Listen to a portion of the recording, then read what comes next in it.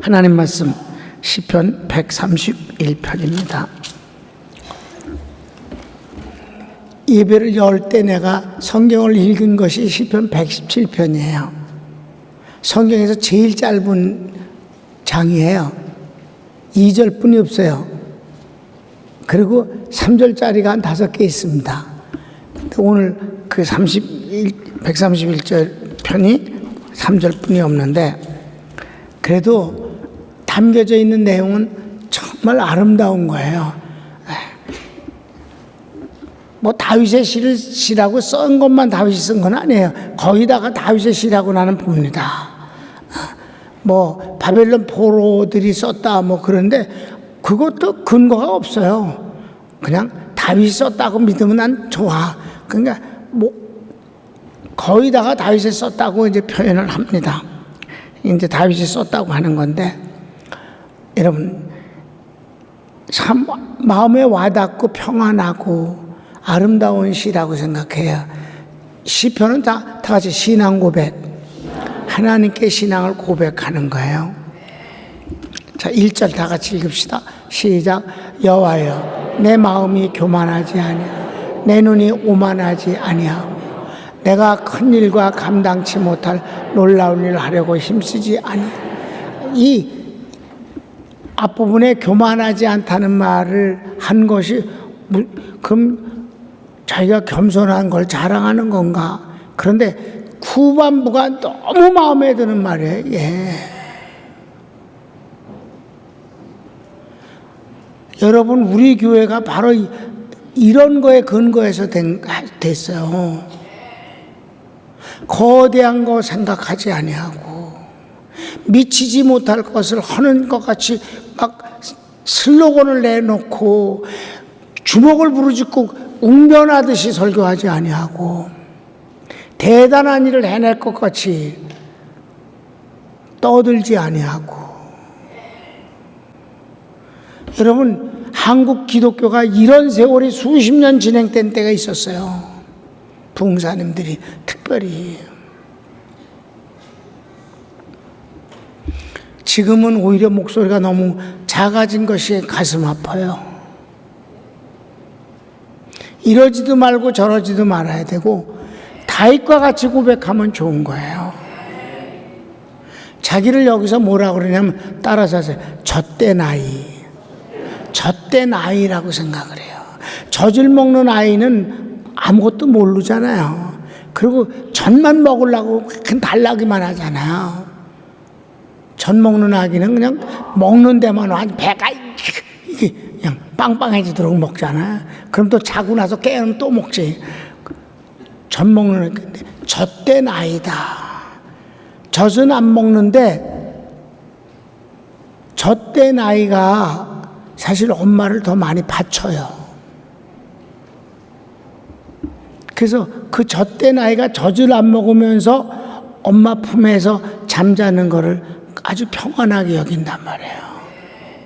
다윗은 어떻게 남자인데 이런 그 아이들의 심리를 이렇게 잘 알아서 썼을까 싶은 생각이 들어요.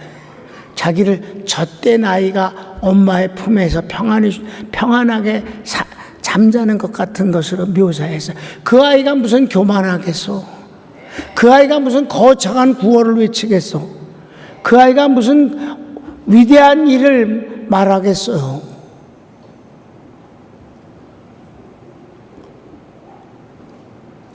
그래서 다윗은 다른 데서도 그렇게 말하는 게 다시 시절을 쫓아 때를 따라. 그래서 시편 23편도 같은 거예요. 여호와가 나의 목자시니 나는 부족함이 없습니다. 우리 교회가 뭐라 그래요? 거창한 걸 한 번도, 우리는 계획을 예산을 세워본 적이 없어요. 다 43년 동안.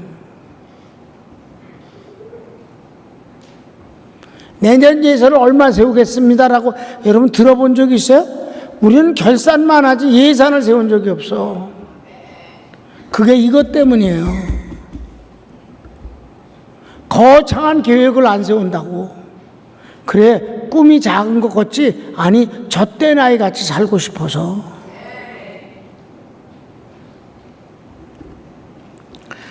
게을러서 머리가 나빠서 예산을 안 세우는 게 아니에요. 거창하게만 하지 않았어. 항상 빚이 암만 많아도 예산 안 세웠어.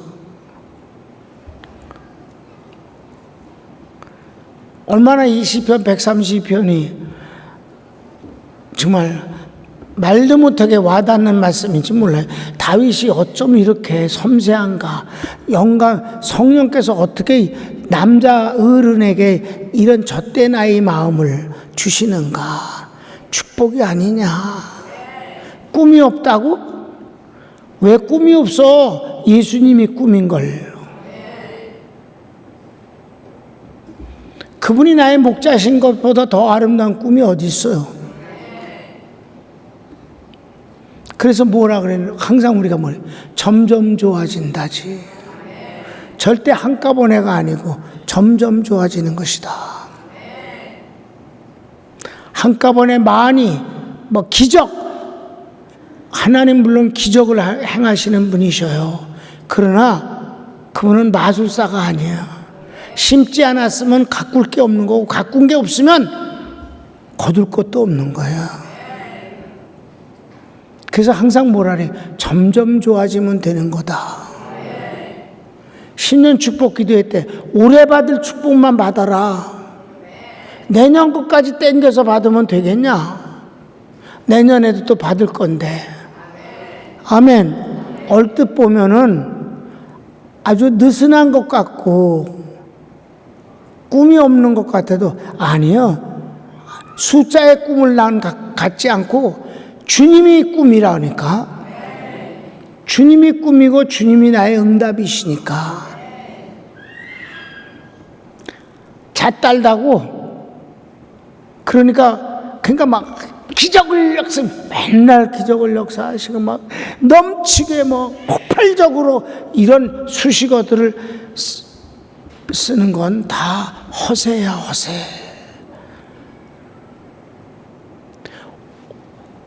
그래서 주님은 일용할 양식을 주옵시고요. 오늘 살면 되는 거지. 그래서 내일을 미리 하려고 몸부림칠 것도 없어. 다만 내일은 하나님 건데 그분은 축복자이시고 지금까지 나를 인도해 주신 것처럼 내일도 나를 인도해 주실 것을 믿는 거지. 무계획으로 살라는 말은 아니에요. 그러나 거창한 걸 구호를 외쳐서 자기 선전할 건 없단 말이에요.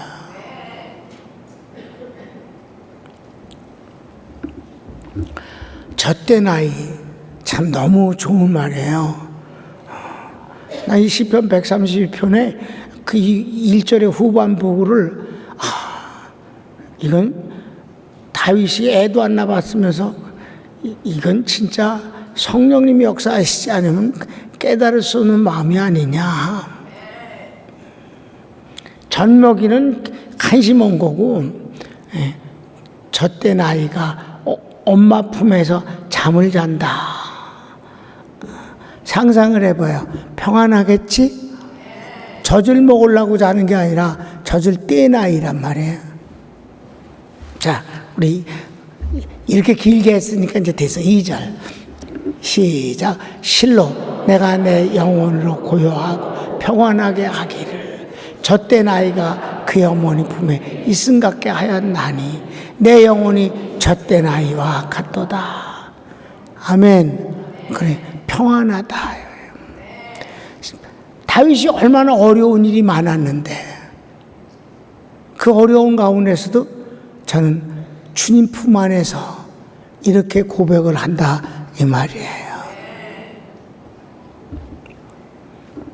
그러니까 여러분 다윗이 거창한 말을 한 번도 안 했는데 인류 역사상 최고 위대한 인물이 됐잖아. 가장 큰 사람은 다윗이에요. 알렉산더, 징기스칸, 개뿌리야 그들. 다윗이 최고로 아름다운 인물이 된 거예요.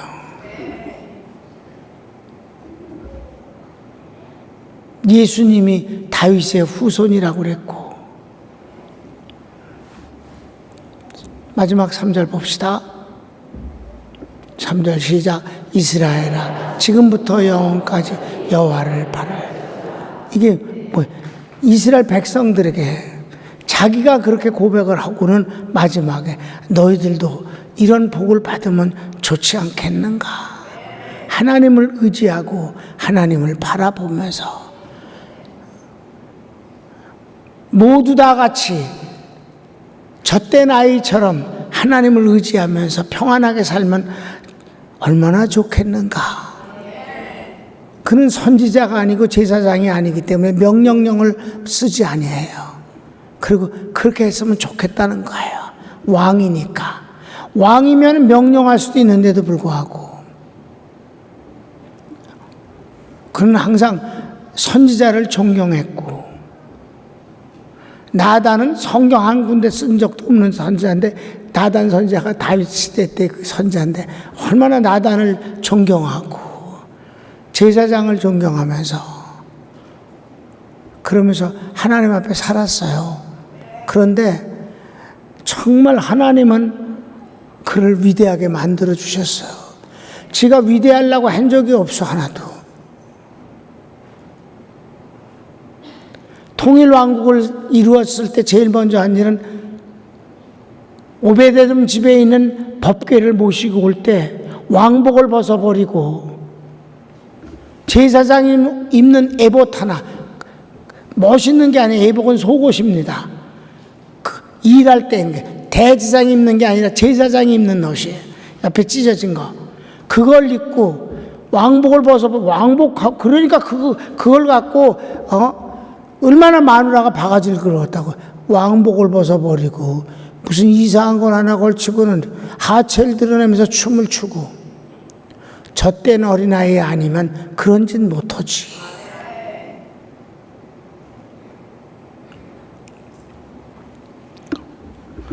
맨 앞에서 그 누구보다도 신나게 춤을 추면서, 이게 아이가 아니면 그럴 수 없는 거야.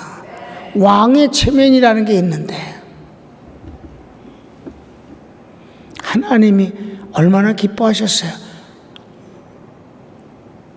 마누라가 바가지를 긁었을 때 뭐라고 그랬어요? 당신 아버지로부터 이 나라를 뺏어서 내게 주신 하나님을 내가 드디어 잃어버린 법궤를 모시고 오는데 내 기뻐 춤을 추는 것이 뭐가 잘못이냐. 만일 하나님만 기뻐하신다면 내가 빨가벗고도 춤을 출 수 있다. 그랬더니 하나님이 왜 사랑하는 내 종을 네가 괴롭히냐 이러면서 다윗은 크게 축복을 하시고, 그 대신 마누라는 나 아기를 못 낳아서 영원히 사울의 대가 끊겨질 것이다. 그래서 끊겨진 거예요.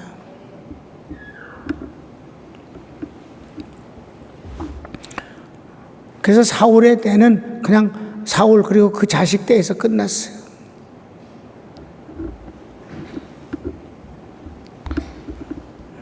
그 친구의 아들이 하나 있었잖아요. 다리 저었잖아요. 그리고 끝났어. 하나님이 축복을 주셔야만 되는 거지. 인간이 큰 소리를 친다고 인기를 얻는다고 되는 게 아니야. 국가도 그렇고 지도자도 마찬가지야. 사랑하는 여러분, 나는 단어 자체의 아름다움이 아니라 다윗이 신앙 고백을 이렇게 한 것이 너무 부러워. 아, 정말 부러운 신앙이다. 왕이면서 왕복을 벗어버리고 에봇 하나를 걷어입고 그렇게 춤을 추면서 법궤를 모셔오는 그의 모습은 하나님 보실 때 얼마나 사랑스러웠겠는가. 여기서도 자기는 젖된 아이 같다고 이렇게 표현을 하면서 하나님을 의지하고 경외하자고 그러니까 하나님이 얼마나 이쁘시겠어요? 네가 왕인데 젖된 아이라는 게 가당키나 하느냐고. 그것도 주변 국가들이 전부 떨어갖고 조공을 바치면서 화친을 하러 계속 오는데, 이게 다윗이에요. 이런 어마어마한 다윗이 하나님 앞에서 자기는 젖된 아이라고 한다. 사실은 그렇게 말을 하니까 자기 영혼이 평안하다는 거예요. 허세를 부리면 마음이 불안하지.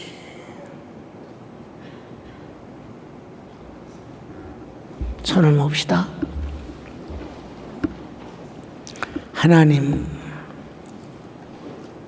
다윗의 신앙 고백이 너무 아름다워서 부럽습니다. 인간들이 사회적으로 뭐 돈 좀 벌거나 지위가 높아지면 교회에서도 체를 하는데,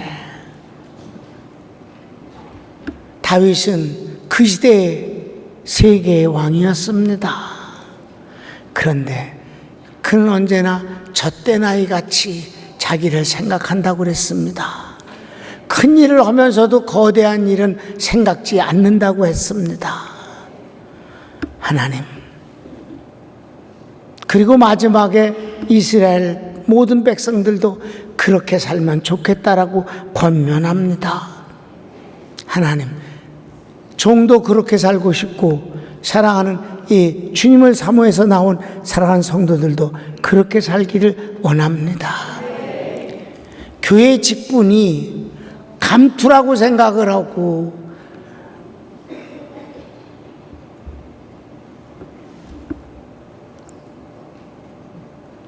그것을 얻었다 잃었다 그렇게 생각을 하면 그것은 잘못입니다.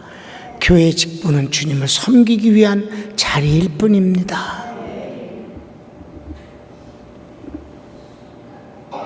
주님의 이름으로 축복합니다. 아멘.